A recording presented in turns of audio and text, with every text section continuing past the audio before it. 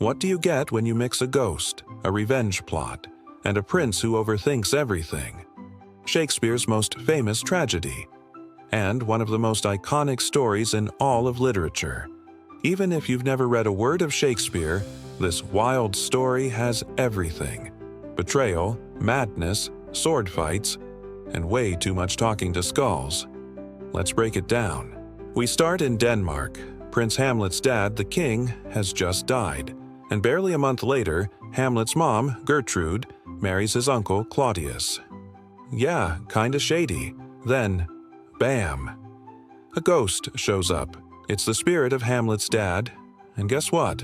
He says Claudius murdered him to steal the crown and the queen, swears to get revenge, but instead of charging in with a sword, he starts to plot. Starts acting weird. Like, is he okay? Weird. He wants to make sure Claudius is really guilty, so he pretends to go crazy. He even stages a play, yeah, a literal play, that reenacts his dad's murder to see how Claudius reacts. When Claudius freaks out, Hamlet knows the ghost was telling the truth.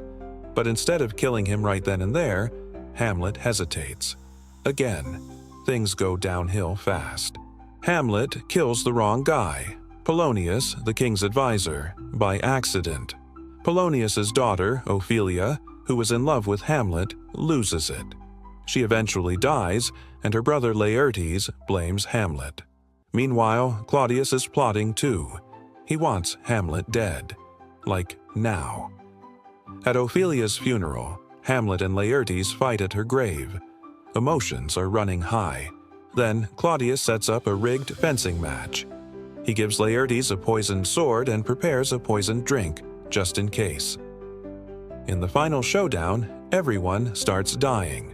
Gertrude drinks the poison. Laertes and Hamlet stab each other, and Hamlet finally kills Claudius before collapsing. Everyone's dead, except one guy, Horatio, who's left to tell the tale. So what's Hamlet really about? It's about how hard and dangerous it is to make decisions when emotions run deep.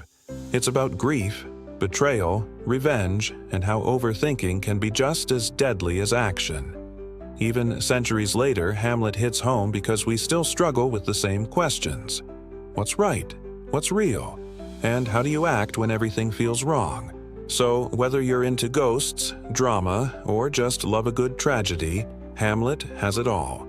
If you liked this breakdown, hit that like button and subscribe for more classic stories made simple.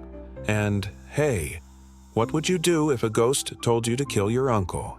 Let us know in the comments. Thanks for watching.